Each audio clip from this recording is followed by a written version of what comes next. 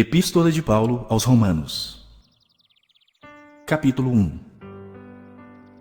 Paulo, servo de Jesus Cristo, chamado para ser apóstolo, separado para o Evangelho de Deus, o qual foi por Deus outrora prometido por intermédio dos seus profetas nas Sagradas Escrituras, com respeito a seu Filho, o qual, segundo a carne, veio da descendência de Davi e foi designado Filho de Deus com poder, segundo o Espírito de Santidade pela ressurreição dos mortos, a saber, Jesus Cristo nosso Senhor, por intermédio de quem viemos a receber graça e apostolado por amor do seu nome, para a obediência por fé entre todos os gentios, de cujo número sois também vós, chamados para serdes de Jesus Cristo.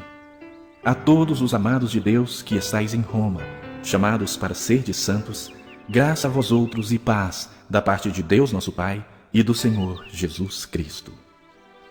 Primeiramente, dou graças ao meu Deus mediante Jesus Cristo no tocante a todos vós, porque em todo o mundo é proclamada a vossa fé. Porque Deus, a quem sirvo em meu espírito no Evangelho de seu Filho, é minha testemunha de como incessantemente faço menção de vós em todas as minhas orações, suplicando que, em algum tempo, pela vontade de Deus, se me ofereça boa ocasião de visitar-vos. Porque muito desejo ver-vos, a fim de repartir convosco algum dom espiritual, para que sejais confirmados, isto é, para que, em vossa companhia, reciprocamente nos confortemos por intermédio da fé mútua, vossa e minha. Porque não quero, irmãos, que ignoreis que muitas vezes me propus ir ter convosco, no que tenho sido até agora impedido, para conseguir igualmente entre vós algum fruto, como também entre os outros gentios. Pois sou devedor tanto a gregos como a bárbaros, tanto a sábios como a ignorantes. Por isso, quanto está em mim, estou pronto a anunciar o Evangelho também a vós outros em Roma. Pois não me envergonho do Evangelho, porque é o poder de Deus para a salvação de todo aquele que crê, primeiro do judeu e também do grego. Visto que a justiça de Deus se revela no Evangelho de fé em fé, como está escrito, o justo viverá por fé. A ira de Deus se revela do céu contra toda impiedade e perversão dos homens que detêm a verdade pela injustiça, porquanto o que de Deus se pode conhecer é manifesto entre eles, porque Deus lhes manifestou. Porque os atributos invisíveis de Deus, assim o seu eterno poder, como também a sua própria divindade, claramente se reconhecem desde o princípio do mundo, sendo percebidos por meio das coisas que foram criadas. Tais homens são por isso indesculpáveis. Porquanto, tendo conhecimento de Deus, não o glorificaram como Deus, nem lhe deram graças. Antes, se tornaram nulos em seus próprios raciocínios, obscurecendo-se-lhes o coração insensato. Inculcando-se por sábios, tornaram-se loucos, e mudaram a glória do Deus incorruptível em semelhança da imagem de homem corruptível, bem como de aves, quadrúpedes e répteis. Por isso, Deus entregou tais homens à imundícia, pela concupiscência do seu próprio coração, para desonrarem o seu corpo entre si. Pois eles mudaram a verdade de Deus em mentira, adorando e servindo a criatura em lugar do Criador, o qual é bendito eternamente. Amém. Por causa disso, os entregou Deus a paixões infames, porque até as mulheres mudaram o modo natural de suas relações íntimas por outro contrário à natureza. Semelhantemente, os homens também, deixando o contato natural da mulher, se inflamaram mutuamente em sua sensualidade, cometendo torpeza, homens com homens, e recebendo em si mesmos a merecida punição do seu erro. E por haverem desprezado o conhecimento de Deus, o próprio Deus os entregou a uma disposição mental reprovável para praticarem coisas inconvenientes, cheios de toda injustiça, malícia, avareza e maldade, possuídos de inveja, homicídio, contenda, dolo e malignidade, sendo difamadores, caluniadores, aborrecidos de Deus, insolentes, soberbos, presunçosos, inventores de males, desobedientes aos pais, insensatos, pérfidos, sem afeição natural e sem misericórdia. Ora, conhecendo eles a sentença de Deus, de que são passíveis de morte os que tais coisas praticam, não somente as fazem, mas também aprovam os que assim procedem.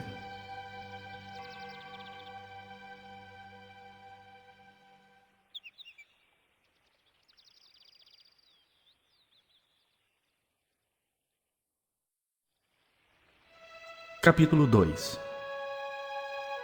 Portanto, és indesculpável, ó homem, quando julgas quem quer que sejas.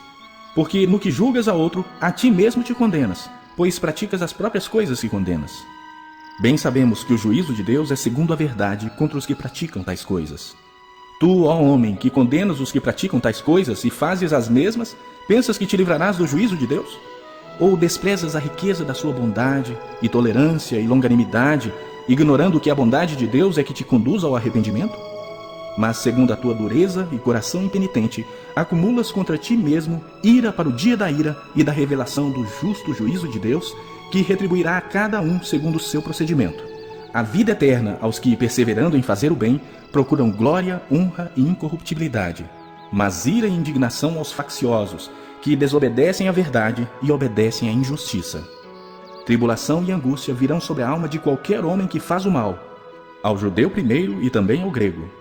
Glória, porém, e honra e paz a todo aquele que pratica o bem, ao judeu primeiro e também ao grego. Porque para com Deus não há acepção de pessoas. Assim, pois, todos os que pecaram sem lei, também sem lei perecerão. E todos os que com lei pecaram, mediante lei serão julgados. Porque os simples ouvidores da lei não são justos diante de Deus, mas os que praticam a lei hão de ser justificados. Quando, pois, os gentios que não têm lei procedem por natureza de conformidade com a lei, não tendo lei, servem eles de lei para si mesmos. Estes mostram a norma da lei gravada no seu coração, testemunhando-lhes também a consciência e os seus pensamentos, mutuamente acusando-se ou defendendo-se, no dia em que Deus, por meio de Cristo Jesus, julgar os segredos dos homens de conformidade com o meu evangelho.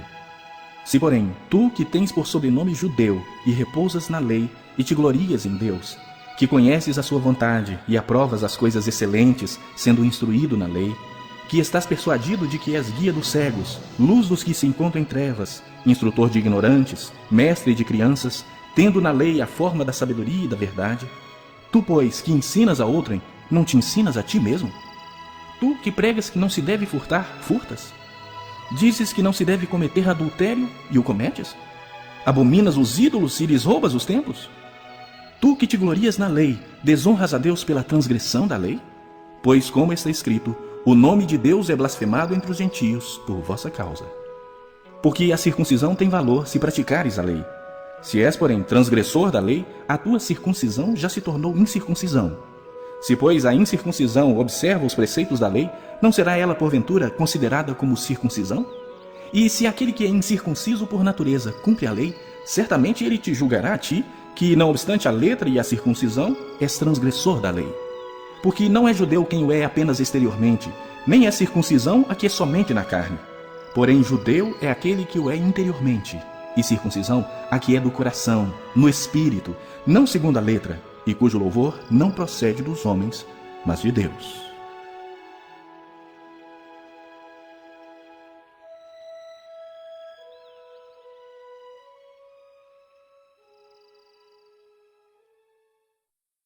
Capítulo 3. Qual é, pois, a vantagem do judeu? Ou qual a utilidade da circuncisão? Muita, sob todos os aspectos. Principalmente porque aos judeus foram confiados os oráculos de Deus. E daí? Se alguns não creram, a incredulidade deles virá desfazer a fidelidade de Deus? De maneira nenhuma. Seja Deus verdadeiro e mentiroso todo homem, segundo está escrito, para seres justificado nas tuas palavras e venhas a vencer quando fores julgado. Mas se a nossa injustiça traz a lume a justiça de Deus, que diremos? Porventura será Deus injusto para aplicar a sua ira? Falo como homem. Certo que não. Do contrário, como julgará Deus o mundo? E se por causa da minha mentira fica em relevo a verdade de Deus para a sua glória, por que sou eu ainda condenado como pecador? E por que não dizemos como alguns caluniosamente afirmam que o fazemos, pratiquemos males para que venham bens? A condenação destes é justa. Que se conclui? Temos nós qualquer vantagem? Não, de forma nenhuma. Pois já temos demonstrado que todos, tanto judeus como gregos, estão debaixo do pecado. Como está escrito, não há justo, nenhum sequer. Não há quem entenda, não há quem busque a Deus. Todos se extraviaram, a uma se fizeram inúteis. Não há quem faça o bem, não há nenhum sequer. A garganta deles é sepulcro aberto. Com a língua urdem engano. Veneno de víbora está nos seus lábios. A boca eles a têm cheia de maldição e de amargura. São seus pés velozes para derramar sangue. Nos seus caminhos há destruição e miséria. Desconheceram o caminho da paz. Não há temor de Deus diante dos seus olhos. Ora, sabemos que tudo que a lei diz, aos que vivem na lei o diz, para que se cale toda a boca, e todo mundo seja culpável perante Deus, visto que ninguém será justificado diante dele por obras da lei, em razão de que pela lei vem o pleno conhecimento do pecado. Mas agora, sem lei, se manifestou a justiça de Deus, testemunhada pela lei e pelos profetas. Justiça de Deus mediante a fé em Jesus Cristo, para todos e sobre todos os que creem.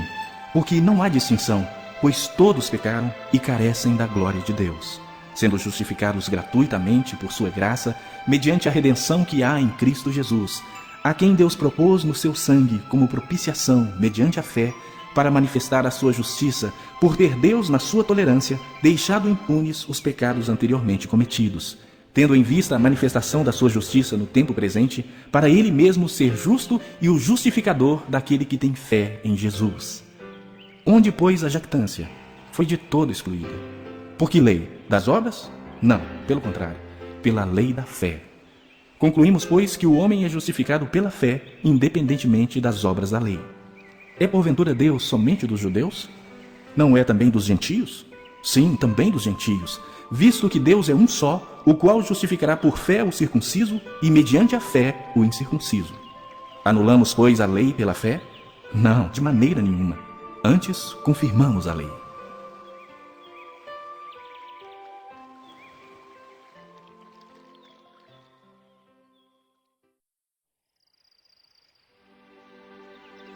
Capítulo 4. Que, pois, diremos ter alcançado Abraão, nosso pai segundo a carne? Porque se Abraão foi justificado por obras, tem de que se gloriar, porém não diante de Deus. Pois que diz a Escritura? Abraão creu em Deus, e isso lhe foi imputado para a justiça. Ora, ao que trabalha, o salário não é considerado como favor, e sim como dívida. Mas ao que não trabalha, porém crê naquele que justifica o ímpio, a sua fé lhe é atribuída como justiça. E é assim também que Davi declara ser bem-aventurado o homem a quem Deus atribui justiça, independentemente de obras. Bem-aventurados aqueles cujas iniquidades são perdoadas e cujos pecados são cobertos. Bem-aventurado o homem a quem o Senhor jamais imputará pecado. Vem, pois, esta bem-aventurança exclusivamente sobre os circuncisos ou também sobre os incircuncisos? Visto que dizemos, a fé foi imputada a Abraão para a justiça. Como, pois, lhe foi atribuída? Estando ele já circuncidado ou ainda incircunciso? Não no regime da circuncisão, e sim quando incircunciso. E recebeu o sinal da circuncisão como selo da justiça da fé que teve quando ainda incircunciso, para vir a ser o pai de todos os que creem, embora não circuncidados, a fim de que lhes fosse imputada a justiça, e pai da circuncisão, isto é, daqueles que não são apenas circuncisos, mas também andam nas pisadas da fé que teve Abraão, nosso pai, antes de ser circuncidado. Não foi por intermédio da lei que a Abraão ou a sua descendência coube a promessa de ser herdeiro do mundo, e sim mediante a justiça da fé. Pois se os da lei é que são os herdeiros, anula-se a fé e cancela-se a promessa, porque a lei suscita a ira. Mas onde não há lei, também não há transgressão.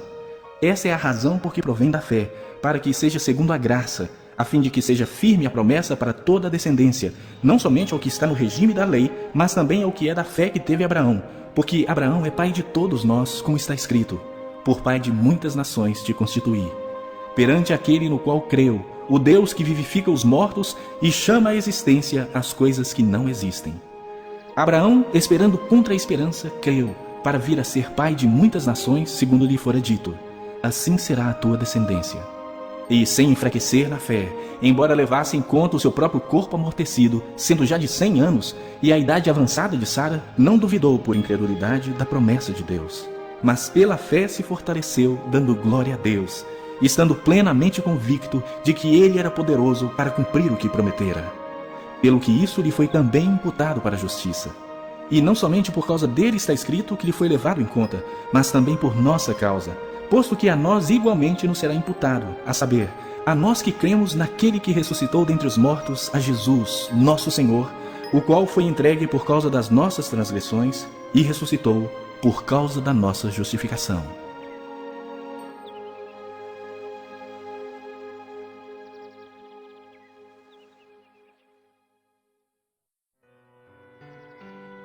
Capítulo 5.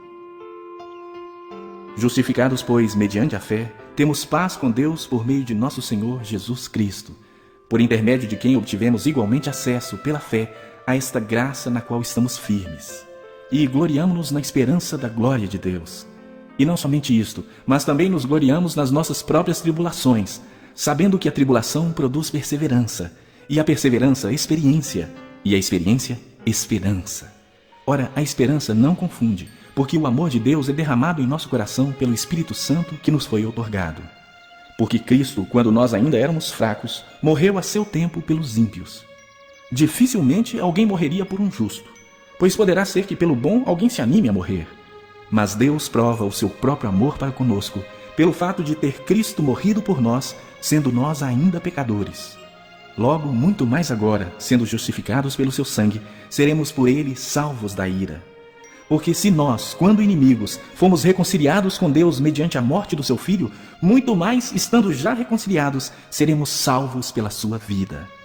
E não apenas isto, mas também nos gloriamos em Deus por nosso Senhor Jesus Cristo, por intermédio de quem recebemos agora a reconciliação.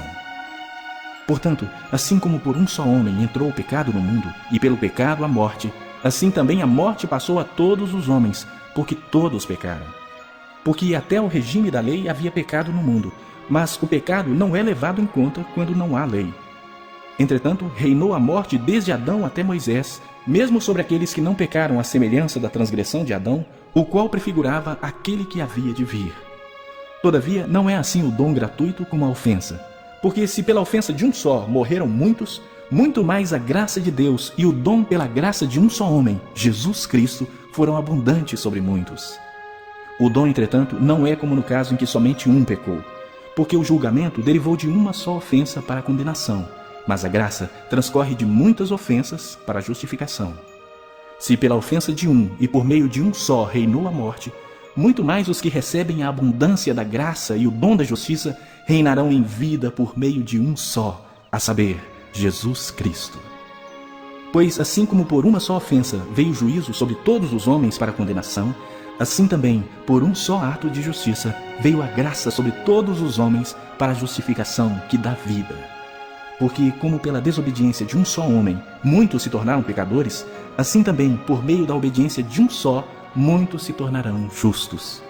Sobreveio a lei para que avultasse a ofensa, mas onde abundou o pecado, superabundou a graça, a fim de que, como o pecado reinou pela morte, assim também reinasse a graça pela justiça para a vida eterna, mediante Jesus Cristo, nosso Senhor.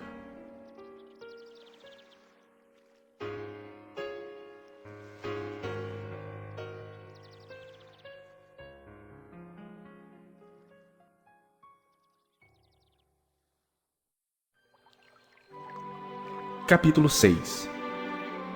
Que diremos, pois? Permaneceremos no pecado para que seja a graça mais abundante? De modo nenhum. Como viveremos ainda no pecado, nós os que para ele morremos? Ou porventura ignorais que todos nós que fomos batizados em Cristo Jesus, fomos batizados na sua morte? Fomos, pois, sepultados com ele na morte pelo batismo, para que, como Cristo foi ressuscitado dentre os mortos pela glória do Pai, assim também andemos nós em novidade de vida. Porque se fomos unidos com ele na semelhança da sua morte, certamente o seremos também na semelhança da sua ressurreição, sabendo isto, que foi crucificado com ele o nosso velho homem, para que o corpo do pecado seja destruído e não sirvamos o pecado como escravos.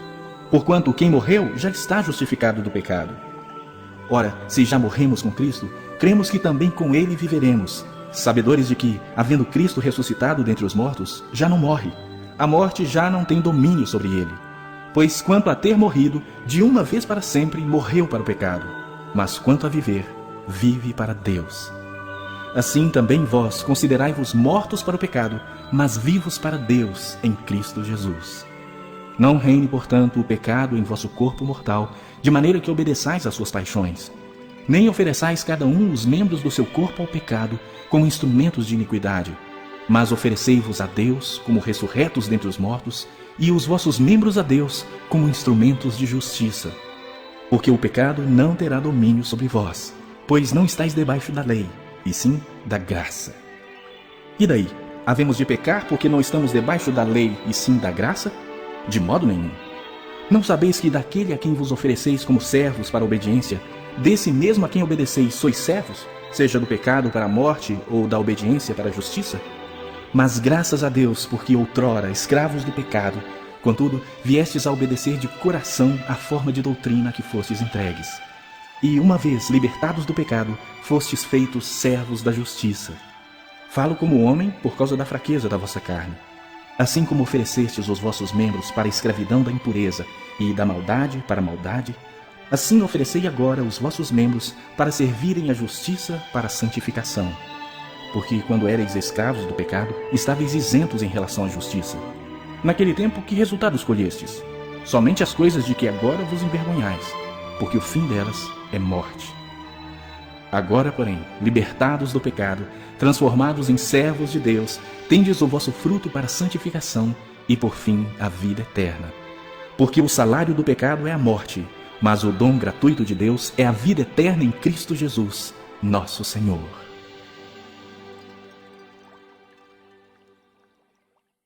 Capítulo 7. Porventura ignorais, irmãos, pois falo aos que conhecem a lei, que a lei tem domínio sobre o homem toda a sua vida? Ora, a mulher casada está ligada pela lei ao marido enquanto ele vive, mas se o mesmo morrer, desobrigada ficará da lei conjugal. De sorte que será considerada adúltera, se vivendo ainda o marido, unir-se com outro homem. Porém, se morrer o marido, estará livre da lei e não será adúltera se contrair novas núpcias. Assim, meus irmãos, também vós morrestes relativamente à lei por meio do corpo de Cristo, para pertencerdes a outro, a saber, aquele que ressuscitou dentre os mortos, a fim de que frutifiquemos para Deus. Porque quando vivíamos segundo a carne, as paixões pecaminosas postas em realce pela lei operavam em nossos membros a fim de frutificarem para a morte. Agora, porém, libertados da lei, estamos mortos para aquilo a que estávamos sujeitos, de modo que servimos em novidade de espírito e não na caducidade da letra. Que diremos, pois? É a lei pecado? De modo nenhum. Mas eu não teria conhecido o pecado senão por intermédio da lei, pois não teria eu conhecido a cobiça se a lei não dissera, não cobiçarás. Mas o pecado, tomando ocasião pelo mandamento, despertou em mim toda sorte de concupiscência, porque sem lei está morto o pecado. Outrora, sem a lei eu vivia, mas sobrevindo o preceito, reviveu o pecado e eu morri. E o mandamento que me fora para a vida, verifiquei que este mesmo se me tornou para a morte. Porque o pecado, prevalecendo-se do mandamento, pelo mesmo mandamento me enganou e me matou. Por conseguinte, a lei é santa, e o mandamento santo e justo e bom. Acaso o bom se me tornou em morte? De modo nenhum. Pelo contrário, o pecado, para revelar-se como pecado, por meio de uma coisa boa, causou-me a morte, a fim de que, pelo mandamento, se mostrasse sobremaneira maligno. Porque bem sabemos que a lei é espiritual. Eu, todavia, sou carnal, vendido à escravidão do pecado. Porque nem mesmo compreendo o meu próprio modo de agir, pois não faço o que prefiro, e sim o que detesto. Ora, se faço o que não quero, consinto com a lei que é boa. Nesse caso, quem faz isso já não sou eu, mas o pecado que habita em mim. Porque eu sei que em mim, isto é, na minha carne, não habita bem nenhum, pois o querer o bem está em mim, não porém o efetuá-lo. Porque não faço o bem que prefiro, mas o mal que não quero, esse faço. Mas se eu faço o que eu não quero, já não sou eu quem o faz, e sim o pecado que habita em mim. Então, ao querer fazer o bem, encontro a lei de que o mal reside em mim. Porque no tocante ao homem interior, tenho prazer na lei de Deus. Mas vejo nos meus membros outra lei, que guerreando contra a lei da minha mente, me faz prisioneiro da lei do pecado que está nos meus membros. Desventurado o homem que sou. Quem me livrará do corpo desta morte? Graças a Deus por Jesus Cristo, nosso Senhor. De maneira que eu de mim mesmo, com a mente, sou escravo da lei de Deus, mas segundo a carne, da lei do pecado.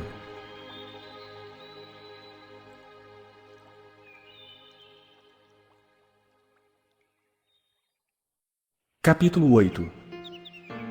Agora, pois, já nenhuma condenação há para os que estão em Cristo Jesus.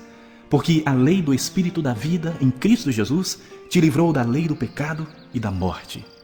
Porquanto o que fora impossível à lei, no que estava enferma pela carne, isso fez Deus enviando o seu próprio Filho, em semelhança de carne pecaminosa e no tocante ao pecado. E, com efeito, condenou Deus na carne o pecado, a fim de que o preceito da lei se cumprisse em nós, que não andamos segundo a carne, mas segundo o Espírito. Porque os que se inclinam para a carne cogitam das coisas da carne, mas os que se inclinam para o Espírito, das coisas do Espírito. Porque o pendor da carne dá para a morte, mas o do Espírito para a vida e paz. Por isso o pendor da carne é inimizade contra Deus, pois não está sujeito à lei de Deus, nem mesmo pode estar. Portanto, os que estão na carne não podem agradar a Deus. Vós, porém, não estáis na carne, mas no Espírito, se de fato o Espírito de Deus habita em vós. E se alguém não tem o Espírito de Cristo, esse tal não é dele. Se, porém, Cristo está em vós, o corpo, na verdade, está morto por causa do pecado, mas o Espírito é vida por causa da justiça. Se habita em vós o Espírito daquele que ressuscitou a Jesus dentre os mortos, esse mesmo que ressuscitou a Cristo Jesus dentre os mortos, vivificará também o vosso corpo mortal, por meio do seu Espírito que em vós habita. Assim, pois, irmãos, somos devedores não à carne, como se constrangidos a viver segundo a carne. Porque se viverdes segundo a carne, caminhais para a morte. Mas se pelo Espírito mortificardes os feitos do corpo, certamente vivereis. Pois todos os que são guiados pelo Espírito de Deus são filhos de Deus. Porque não recebestes o espírito de escravidão para viverdes outra vez atemorizados, mas recebestes o espírito de adoção, baseados no qual clamamos: Abba, Pai. O próprio Espírito testifica com o nosso espírito que somos filhos de Deus. Ora, se somos filhos, somos também herdeiros, herdeiros de Deus e co-herdeiros com Cristo. Se com Ele sofremos, também com Ele seremos glorificados. Porque para mim tenho por certo que os sofrimentos do tempo presente não podem ser comparados com a glória a ser revelada em nós. A ardente expectativa da criação aguarda a revelação dos filhos de Deus. Pois a criação está sujeita à vaidade não voluntariamente, mas por causa daquele que a sujeitou, na esperança de que a própria criação será redimida do cativeiro da corrupção para a liberdade da glória dos filhos de Deus. Porque sabemos que toda a criação, a um só tempo, geme e suporta angústias até agora. E não somente ela, mas também nós, que temos as primícias do Espírito, igualmente gememos em nosso íntimo, aguardando a adoção de filhos, a redenção do nosso corpo. Porque na esperança fomos salvos. Ora, esperança que se vê não é esperança, pois o que alguém vê, como espera? Mas se esperamos o que não vemos, com paciência o aguardamos. Também o Espírito, semelhantemente, nos assiste em nossa fraqueza, porque não sabemos orar como convém, mas o mesmo Espírito intercede por nós sobremaneira, com gemidos inexprimíveis. E aquele que sonda os corações sabe qual é a mente do Espírito, porque, segundo a vontade de Deus, é que ele intercede pelos santos. Sabemos que todas as coisas cooperam para o bem daqueles que amam a Deus, daqueles que são chamados segundo o seu propósito. Porquanto aos que de antemão conheceu, também os predestinou para serem conformes à imagem do seu Filho, a fim de que ele seja o primogênito entre muitos irmãos. E aos que predestinou, a esses também chamou. E aos que chamou, a esses também justificou. E aos que justificou, a esses também glorificou. Que diremos, pois, à vista destas coisas? Se Deus é por nós, quem será contra nós? Aquele que não poupou o seu próprio Filho, antes por todos nós o entregou, porventura não nos dará graciosamente com ele todas as coisas? Quem intentará acusação contra os eleitos de Deus? É Deus quem os justifica. Quem os condenará? É Cristo Jesus quem morreu, ou antes, quem ressuscitou, o qual está à direita de Deus e também intercede por nós.